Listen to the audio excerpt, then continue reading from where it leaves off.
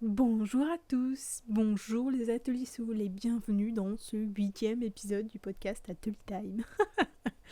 Oui, j'ai trouvé un nom pour la communauté d'ateliers et la communauté des auditeurs d'Atelier Time.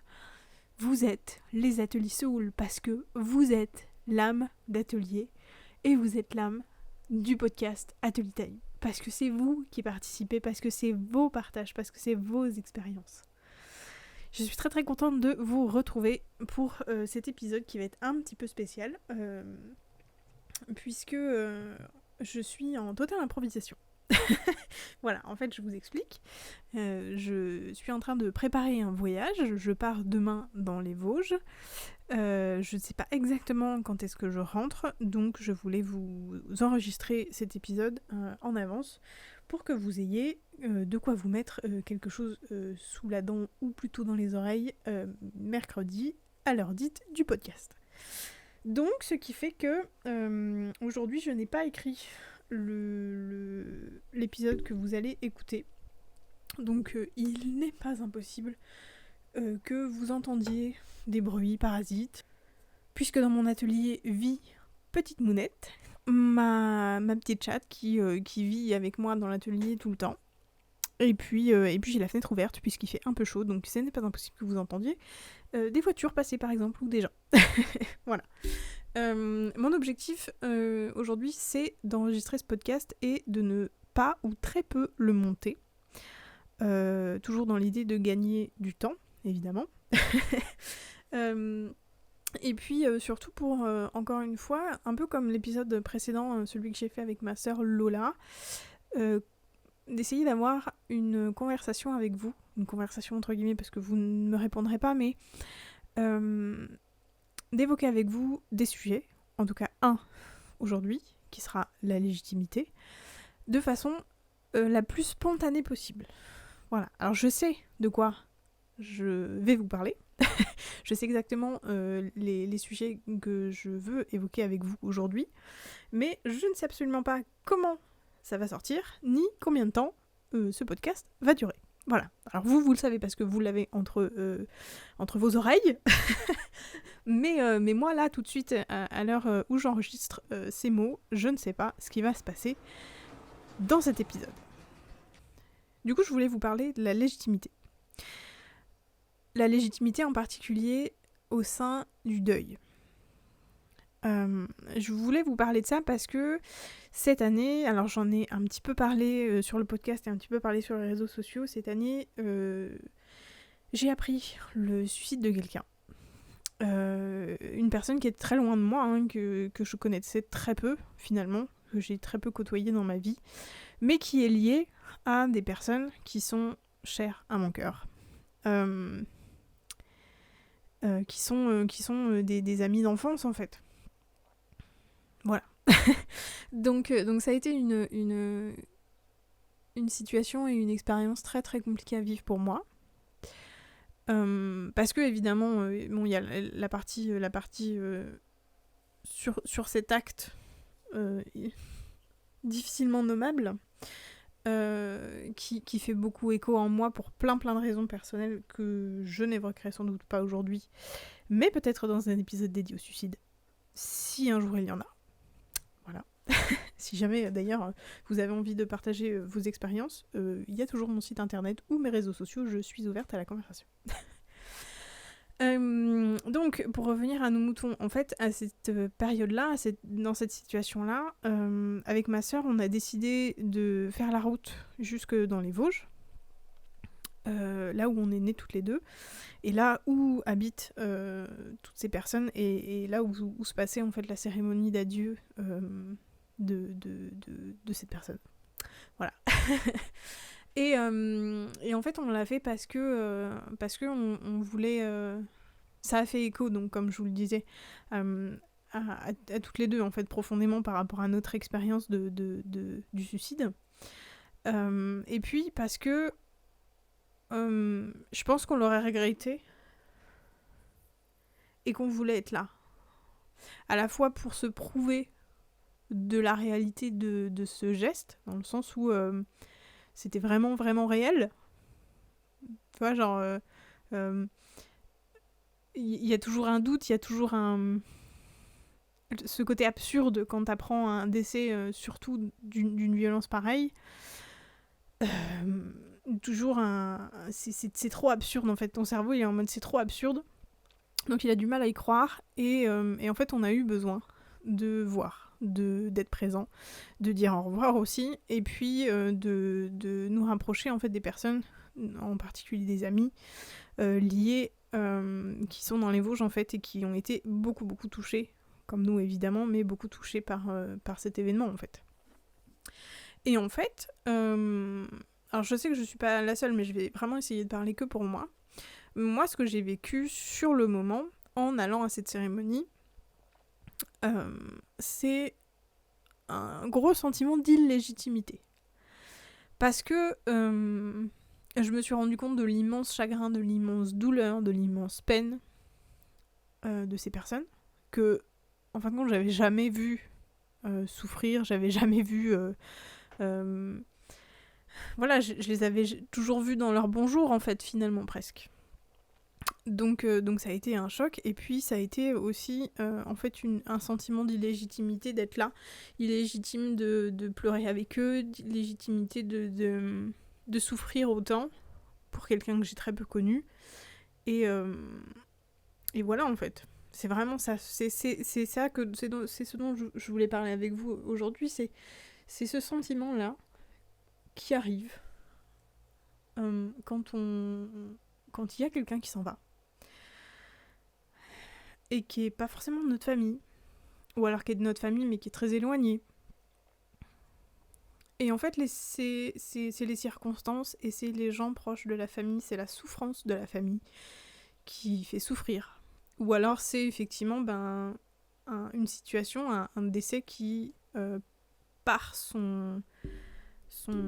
sa façon de survenir, va faire écho en fait en vous, et qui peut être très très difficile en fait. Alors, j'ai pas de solution à vous proposer. je vous le rappelle encore, hein, je ne suis pas psy, je ne suis pas accompagnatrice d'endeuillés, je ne suis pas formée finalement au métier du funéraire ou de tout ce qui s'y rapporte, hein, que ce soit à la fin de vie ou à l'après-vie ou au deuil, etc. Mais je pense que c'est vraiment un sujet qu'il faut aborder parce que, à mes yeux, c'est une situation qu'on s'inflige à nous-mêmes. L'illégitimité, ce sentiment d'illégitimité, à un moment donné, on se l'inflige à soi-même. En tout cas, dans la situation que je vous évoque là, et qui est franchement inutile, et qui rajoute en fait plus de souffrance qu'autre chose à la situation en fait. Voilà, je crois que je dis beaucoup situation aujourd'hui, mais c'est pas grave. L'idée c'est que vous compreniez. Donc voilà. Et en fait, l'illégitimité, là, dans cette situation, elle est presque facile. Parce que, en fait, on est accueilli, on est remercié par la famille d'être là. On est content aussi pour nous-mêmes d'avoir été là. C'est des souvenirs qui resteront gravés, en tout cas dans ma mémoire, ça c'est certain. Et je sais que je devais être là, voilà. Je devais être là, pour moi-même, pour ma santé mentale et pour mon propre deuil.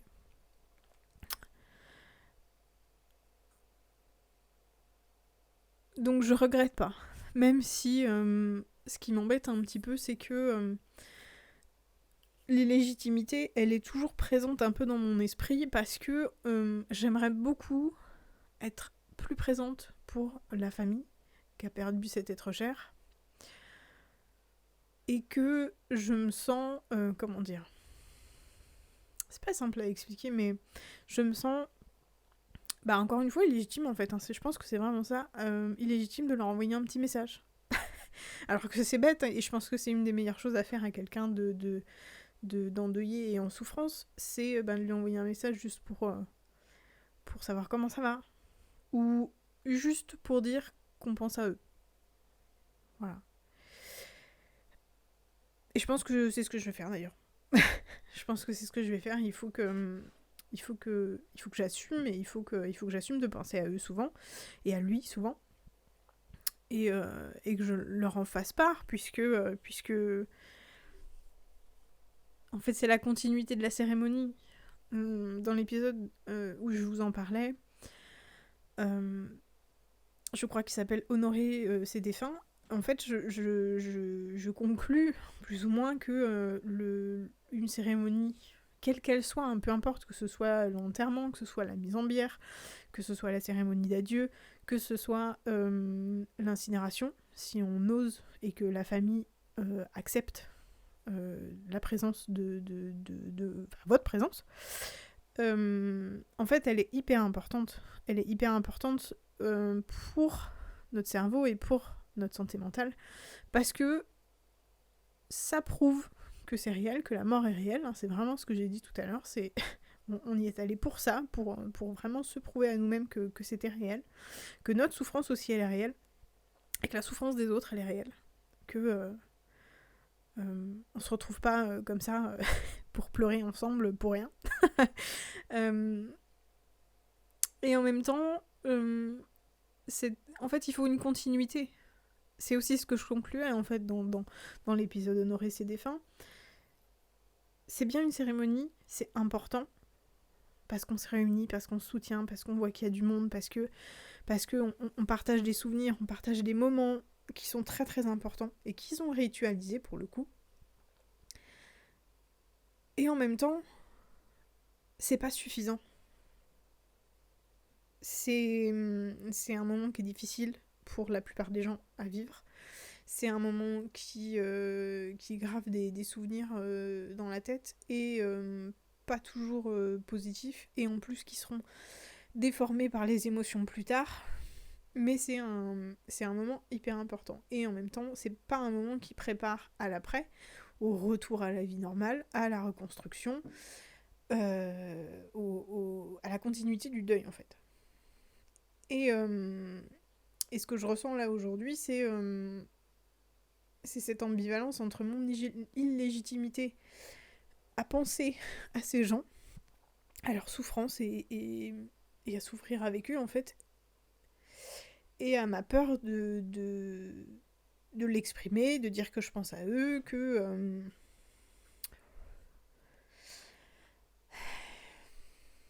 je les soutiens, quoi, que je suis là pour eux, que tout ça. Peut-être parce que j'ai peur aussi de remuer un peu le couteau dans la plaie, sans doute, mais c'est surtout parce que je suis trop éloignée. Je me sens trop éloignée. Je me sens trop éloignée pour me sentir à l'aise et normal pour envoyer ce genre de message. Et pourtant, je pense que ça leur ferait beaucoup de bien. Parce que je vais pas envoyer des souvenirs, des photos, des machins, des trucs qui vont remuer, quoi, que ça pourrait en fonction des personnes être bénéfique. Mais voilà, je vais pas remuer le couteau dans la plaie en évoquant la cérémonie, en évoquant ceci, en évoquant cela, alors que ça va faire bientôt 4 mois qu'il est parti. Voilà, je veux juste envoyer un message pour dire je pense à vous. Voilà. Donc, peut-être que si ils écoutent ce podcast, sachez que je pense à vous. Voilà, souvent. Et à lui, évidemment. Donc ça, c'est un aspect seulement de la légitimité dans le deuil. C'est l'aspect de la légitimité qui est facile, entre guillemets, parce que on se l'inflige à nous-mêmes, et que on se l'inflige à nous-mêmes de façon illégitime. Dans le sens où, en fait, on souffre, point barre. On a mal, on est triste, on a envie de pleurer, on pense à la personne qui est partie souvent, mais on pense aussi à sa famille, on pense aux circonstances du décès, mais aussi des conséquences de ce décès-là. Et ça remue, ça bouleverse, et c'est normal. Donc on n'a pas à refouler ça et s'interdire de souffrir pour ça. Voilà, c'est vraiment quelque chose que je voulais partager aujourd'hui. Un deuil, c'est difficile, quel qu'il soit, peu importe les circonstances, peu importe votre attachement, peu importe les conséquences, un deuil, c'est difficile. La mort, c'est difficile. Donc, vraiment, c'est quelque chose, je pense, qu'il faut qu'on apprenne tous et toutes, c'est d'accepter de souffrir et de vivre pleinement notre souffrance, quoi qu'il arrive. Voilà, du coup après ce podcast, j'enverrai un message aux personnes concernées pour leur dire que je pense fort à eux. Voilà.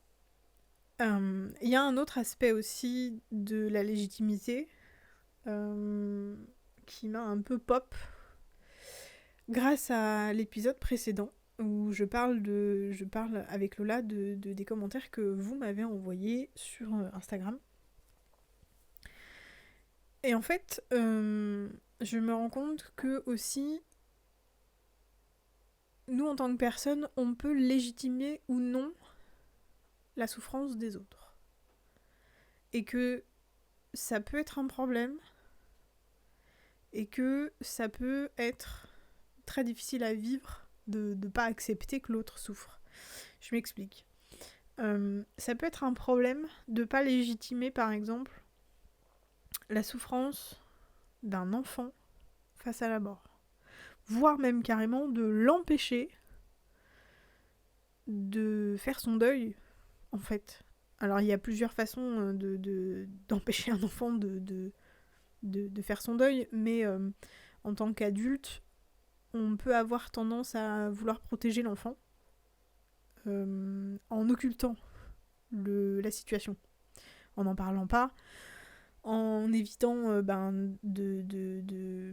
le sujet, en évitant que l'enfant voit le corps ou aille carrément à la cérémonie, ce qui peut être très grave dans la psyché de l'enfant.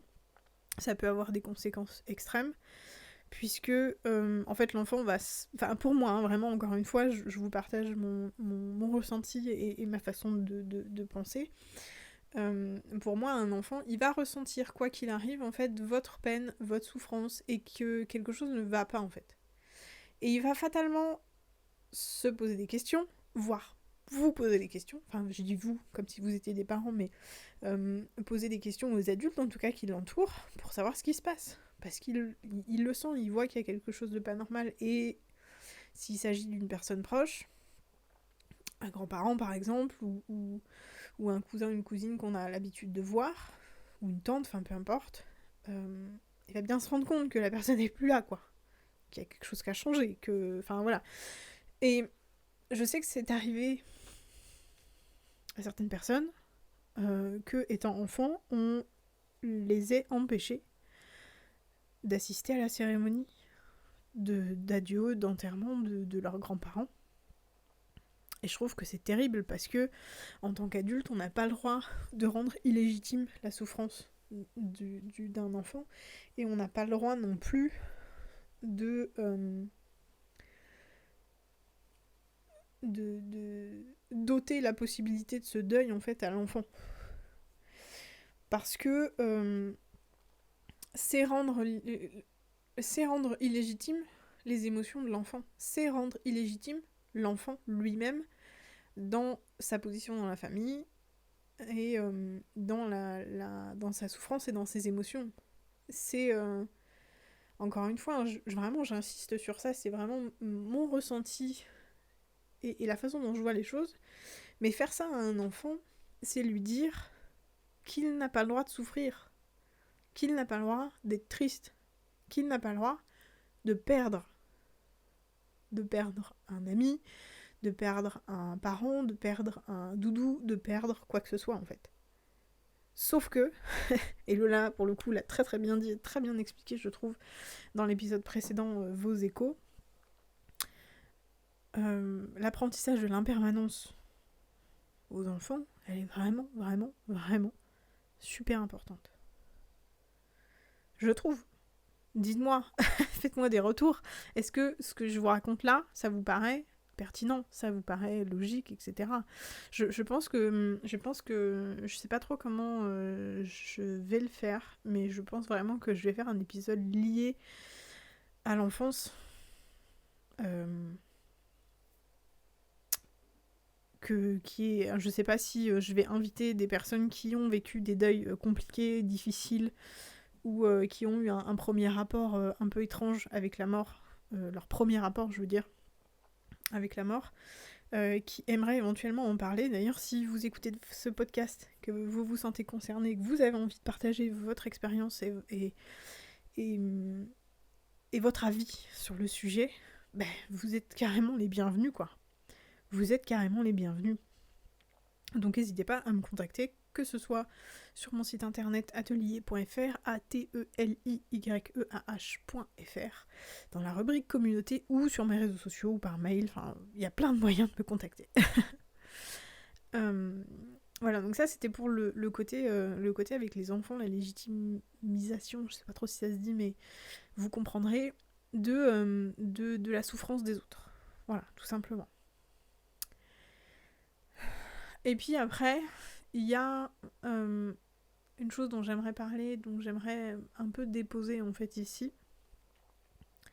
C'est que moi-même, je n'ai pas autorisé quelqu'un à souffrir.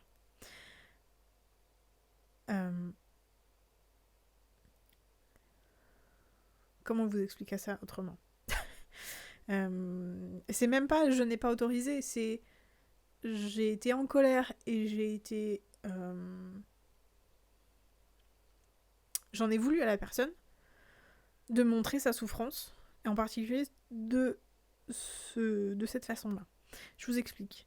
J'ai pas un bon rapport, j'ai jamais eu un bon rapport avec ma propre mère, qui est donc décédée, ça vous le savez si vous m'écoutez depuis le début, peut-être.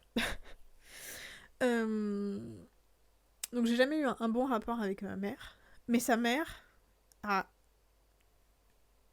un rapport encore pire que moi avec elle. C'était vraiment très très compliqué, très très conflictuel, au point que donc quand mon arrière-grand-mère est décédée, à partir de là, en fait, la famille a explosé. Et le lien entre ma mère et ma grand-mère, donc sa mère, vous aurez compris, on parle de la lignée de femmes du côté maternel uniquement, donc ce lien-là s'est rompu, totalement. Et c'était avant que ma maman tombe malade. Quand ma maman est tombée malade, on a reçu, moi et ma sœur, une attitude de la part de notre grand-mère qui a été très très violente, qui a été très méchante. Voilà, on a eu le droit à des c'est bien fait pour elle. Voilà, ça on l'aura toujours en travers de la gorge, et ce sera toujours très très compliqué de penser à ce souvenir-là. Mais c'est ce qui s'est passé. Parce que du coup, notre grand-mère et notre mère ne voulaient absolument pas entendre parler de l'une de l'autre. Donc nous, en tant que bonne petite fille, on essayait de garder le lien entre tout le monde, malgré tout. Donc on avait interdiction d'un côté de donner des nouvelles de l'une à l'autre, et plus ou moins vice-versa, mais de toute façon, l'autre était pas intéressé par les nouvelles de l'une, enfin bref. C'était un cirque. Voilà, quelque chose.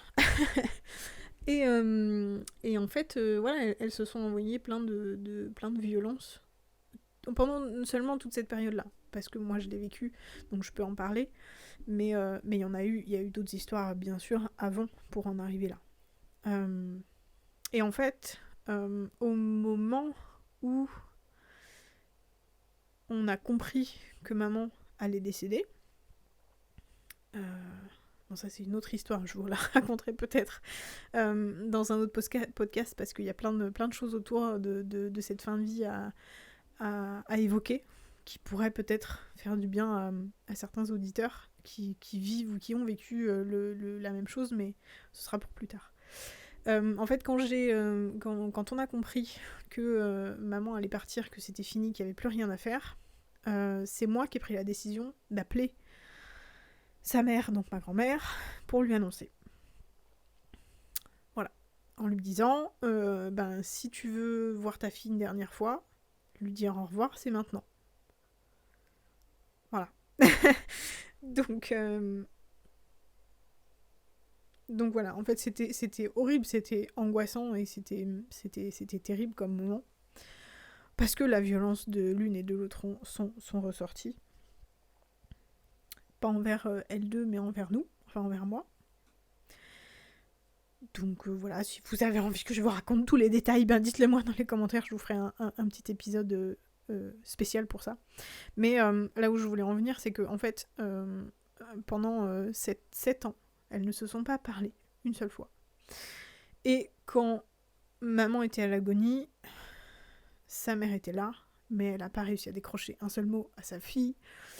Elle n'allait pas bien du tout, elle a sombré complètement. Et voilà, c'était très compliqué comme ambiance. Et en fait, ce dont je lui tiens rigueur, en fait, c'est le sketch qu'elle nous a fait à la cérémonie. Parce que oui, d'accord, c'est sa fille. En tout cas, c'était sa fille. Mais elle n'avait pas le droit de se donner en spectacle autant. Et en fait, c'est là, c'est de ça dont je voulais vous parler dans la légitimité, c'est que moi-même, je n'ai pas autorisé la légitimité de la souffrance de quelqu'un d'autre. Autrement dit, la souffrance de ma grand-mère d'avoir perdu son enfant. Et je l'ai pas donné, je l'ai pas autorisé, très certainement parce que elle l'a jamais autorisé quoi que ce soit. Ma grand-mère, j'entends. Elle a jamais autorisé la souffrance, elle a jamais autorisé qu'on perde, elle a jamais autorisé qu'on échoue, elle a jamais autorisé qu'on j'ai envie de dire qu'on vive, mais plus ou moins, c'est un peu ça. C'est là pour le coup, j'ai l'impression d'être sur le divan d'un psy avec vous, mais c'est un peu ça. Et en fait, je lui en veux énormément. Pas pour toute la souffrance qu'elle a fait subir à ma mère, pas pour toute la souffrance qu'elle a fait subir à ma famille de façon très générale, mais pour ça, pour son sketch, pour son attitude à la cérémonie.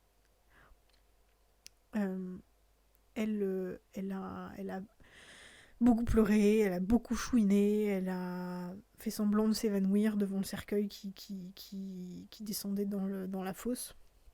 Enfin, j'ai dit fait semblant de s'évanouir, en vrai j'en sais rien, mais ça nous a beaucoup gâché le moment. Déjà de savoir qu'elle était là, c'était compliqué. Et voilà quoi, c'était...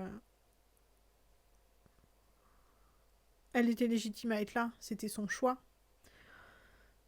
Mais elle avait pas le droit de nous enlever la beauté du moment, quoi. On en parle d'ailleurs dans un autre épisode. Je crois que c'est encore Honorer ses défunts. Je crois que je dis vraiment beaucoup de choses dans Honorer nos défunts. Parce que en fait, on a voulu, avec ma frangine, faire une cérémonie qui était très lumineuse, qui était très douce, qui était... pour accompagner en fait vraiment ce départ-là en fait, et pour exprimer notre soulagement. Ça aussi, il faudrait qu'on en parle. ce sera certainement aussi un podcast à part entière, puisque le soulagement qu'on peut ressentir à la suite d'un décès, il est réel aussi, et il est tout autant légitime que toutes les autres émotions. Voilà. Mais voilà, et en fait cette présence-là et cette attitude-là, elle était complètement antinomique avec ce que nous on voulait, ce que nous on avait besoin en fait. Et c'est vrai qu'on en a... j'en ai beaucoup voulu à ma grand-mère de cette attitude-là. Voilà. J'en veux encore même à ma grand-mère, on va dire les choses honnêtement, d'avoir fait tout ça quoi. D'avoir fait autant de mal et autant dans tout ça quoi, voilà. J'ai pas envie d'évoquer tous les détails et tout ce qui a pu se passer avec elle autour du décès de maman, parce que on est déjà à 29 minutes de podcast et que clairement si je commence à vous en parler on en a pour 3 ou 4 heures. mais c'est pareil, voilà, si vous avez envie que je vous en parle, ou si vous avez envie de réagir, de rebondir sur mon expérience, eh bien n'hésitez pas. Vraiment, ça me ferait du bien et ça me ferait plaisir d'en discuter avec vous, parce que là, pour le coup, j'ai vraiment aucune solution, aucune conclusion. C'est-à-dire que voilà, je voulais faire un épisode sur la légitimité, dans le sens où c'est vraiment ce que je voulais vous dire. C'est presque un non-sujet dans le deuil, parce que on est légitime, quoi qu'il arrive, à ressentir toutes nos émotions. Et je le pense aussi pour ma grand-mère. Elle a ressenti ce qu'elle a ressenti, et elle a fait ce qu'elle a fait, c'est comme ça. Mais c'est cette façon les façons qu'on a d'exprimer nos émotions peuvent ne pas convenir effectivement à tout le monde, ça c'est certain. De la même manière que nos rituels de cérémonie, ou nos choix de cérémonie, ou de tout ce qui y touche en tout cas au décès de la personne, peut ne pas convenir aux autres, en fait, tout simplement. Donc, est-ce que c'est une question de tolérance? Est-ce que c'est une question de lien? Est-ce que c'est une question purement généalogique, dans le sens où c'est les liens, quoi, c'est les liens de la famille, c'est notre histoire de famille, etc. Je sais pas. Je sais pas du tout. Je pense simplement qu'il faut que moi, j'apprenne à laisser la souffrance des autres là où elle est. Parce que c'est pas la mienne. Parce que c'est pas mon choix. Et que ça me concerne pas, ou plus. Non, ça me concerne pas. En fait, la souffrance des autres ne me concerne pas. Sauf si, bien sûr, je choisis de faire en sorte qu'elle me concerne, en fait. Peut-être que c'est ça la conclusion, en fait. C'est si la souffrance des autres me fait trop souffrir, ou de façon trop toxique ou négative, je dois choisir de qu'elle ne me concerne pas. Donc vraiment de laisser la souffrance à la personne qui souffre. Et s'il s'agit de quelqu'un que j'ai envie de soutenir, que j'ai envie d'aider, que j'ai envie de... pour qui j'ai envie d'être là, en fait, tout simplement, et j'ai le droit de souffrir avec elle. Et que peut-être que finalement, c'est la meilleure façon de lui montrer mon amour, et de lui montrer mon soutien.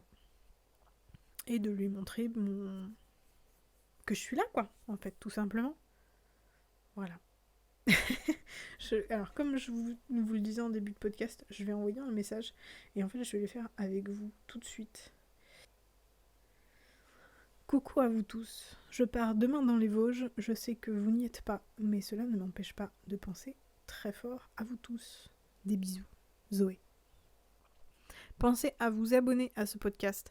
Pensez à lui mettre des étoiles ou des pouces bleus ou n'importe quelle note en fonction de la plateforme sur laquelle vous l'écoutez. Pensez à le partager. Ce serait vraiment vraiment chouette. Surtout si les histoires que je vous raconte, les partages de ce podcast vous font écho, ou font écho à des situations qui pourraient aider d'autres personnes. Vraiment vraiment, partagez-le. C'est le meilleur moyen pour qu'on soit de plus en plus nombreux sur ce format ensemble, et qu'on puisse évoluer dans notre rapport à la mort.